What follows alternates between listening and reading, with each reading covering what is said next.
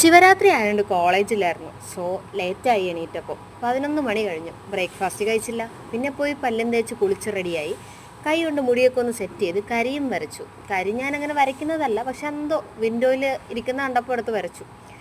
അങ്ങനെ കരിയും വരച്ച് ഞങ്ങൾ നേരെ ഫുഡ് കഴിക്കാൻ വേണ്ടി ക്യാൻറ്റീനിൽ പോയി. ഇന്ന് അവിടെ ക്യാൻറ്റീനിൽ ആരും ഇല്ലായിരുന്നു. സോ നമ്മൾ സ്വന്തമായി എടുത്ത് കഴിക്കണമായിരുന്നു. അപ്പോൾ ഇതായിരുന്നു നമ്മുടെ ഫുഡ്. എന്താ, ചോറ്, സാമ്പാർ, ക്യാബേജ് തോരൻ, പപ്പടം, അച്ചാർ, അങ്ങനെയുള്ള ഐറ്റംസ് ആയിരുന്നു. അങ്ങനെ ഫുഡും കഴിച്ച് കോട്ടുവായിട്ട് നേരെ റൂമിൽ വന്നിരുന്നു. ഒരു ഉറക്കം കഴിഞ്ഞപ്പോഴത്തേക്കും വാർഡനാൻറ്റി വിളിച്ചു ചായ കുടിക്കാൻ പോകാമെന്ന്. അങ്ങനെ ഞാനും മീനാക്ഷിയും വാർഡനാൻറ്റി കൂടെ ചായ കുടിക്കാൻ പോകണം. ആൻറ്റി പറഞ്ഞുകൊണ്ട് വരുക, ഫോണിൽ കളിച്ചുകൊണ്ട് പോണത് മൂക്കും കുത്തി താഴെ പോകുന്നു.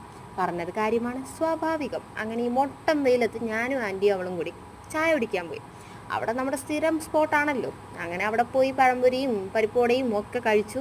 തിരിച്ച് റൂമിൽ വന്ന് എന്താ വീണ്ടും കിടന്നുറങ്ങി. പിന്നെ ഡിന്നറും അപ്പവും മുട്ടക്കറിയായിരുന്നു. പിന്നെ അത് കഴിച്ചു. പിന്നെ വീണ്ടും കിടന്നുറങ്ങി. അപ്പോൾ